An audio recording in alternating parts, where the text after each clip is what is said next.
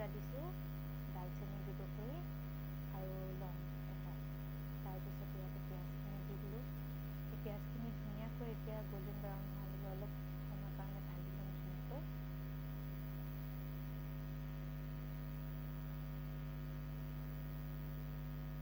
ইয়াতে এতিয়া আমি এড কৰি দিম নিমখ। নিমখ দিলে সোনকালে পিঁয়াজখিনি গলে, সেইবাবে নিমখ দি দিওঁ। তাৰপিছত ইয়াতে অলপ হালধি দিম, যিহেতু আমি মাংসত হালধি দিয়ে থৈছোঁ সেইবাবে।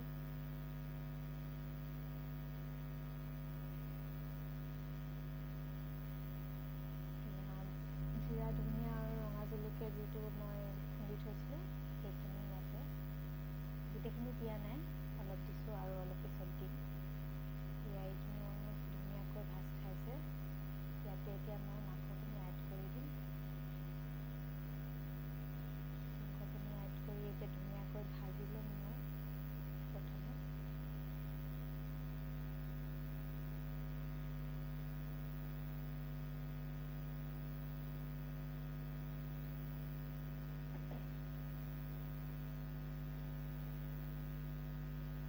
এয়া অলপ সময়ৰ কাৰণে মই ঢাক মাৰি থৈছিলোঁ।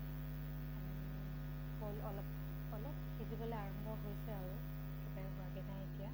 আৰু অলপ সময় ভাজিম, যেতিয়ালৈকে ইয়াৰ পৰা তেল ওলাই নাহে তেতিয়ালৈকে ধুনীয়াকৈ ভাজি ল'ম। এয়া অলপ সময় পিছত এইখিনি, তাৰপৰা এই জিৰা ধনিয়া যিখিনি মই খুন্দি থৈছিলোঁ সেইখিনি আৰু এই গৰম মছলাখিনি গোটেইখিনি দি কিনি এতিয়া ভালদৰে এইখিনি খুব ভাজিম, যাতে মছলাখিনি মাংসখিনিৰ ভিতৰত ধুনীয়াকৈ সোমাইছে। ইয়াত ধুনীয়াকৈ ভাজি মেলি অলপ হৈছেগৈ আৰু এতিয়া এইখিনি সময়তে ইয়াতে মই বিলাহীখিনি এড কৰি দিম।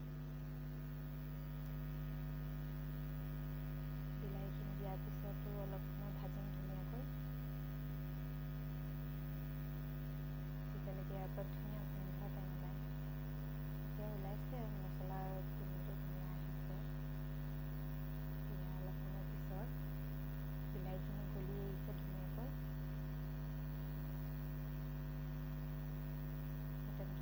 ধুনীয়া গোন্ধ এটা ওলাইছে। ইয়াতে এইখিনি সময়তে আমি আলুখিনি এড কৰি দিম। মই 3টা আলু লৈছোঁ, কাৰণ আমাৰ ঘৰত পোৱালি আছে।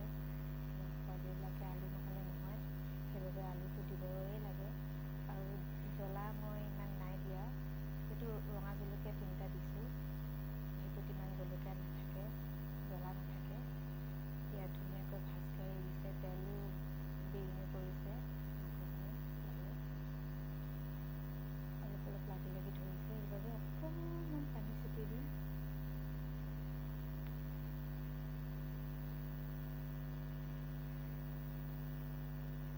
মই এখন হাতেদি মোবাইলটো ধৰি থাকোঁ আৰু এখন হাতেদি বনাই থাকোঁ, মোৰ ভিডিঅ'টো বহুত হিলে, এইটো কাৰণে অকণমান বেয়া নাপাব। মোৰ ভিডিঅ'টো আচলতে এখন হাতেদি ধৰি আৰু এখন হাতেদি বনোৱা ভিডিঅ' কৰাটো সম্ভৱ নহয় মোৰ কাৰণে। তথাপিও আপোনালোকৰ কাৰণে কিবা এটা কৰোঁ বুলি এনেদৰে আমি এইখিনি লৰাই ল'লোঁ ধুনীয়াকৈ। এইখিনি হৈ আহিছে আৰু আশা কৰিছোঁ আপোনালোকে এইখিনি চাই ভাল পাইছে। এয়া মই কুকাৰত দি দিলোঁ, কুকাৰত 8টামান হুইচেল মৰাই দিম আৰু কুকাৰত দি কিনে।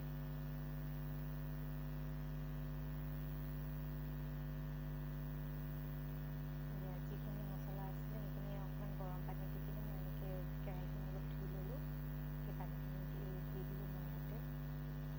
আৰু তাৰপিছত এক্সট্ৰা পানী এড কৰি দিলোঁ ইয়াতে, গৰম পানী, পূৰা উতলা পানী দিছোঁ, কিন্তু ঠাণ্ডা পানী দিলে মাংসখিনি বেয়া হৈ থাকিব, খাবলৈ হেৰকা লাগিব, সেইবাবে পূৰা উতলা পানী দিছোঁ।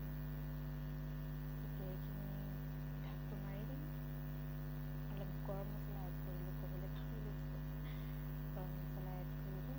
মই ঘৰতে বনোৱা গৰম মছলা হয়।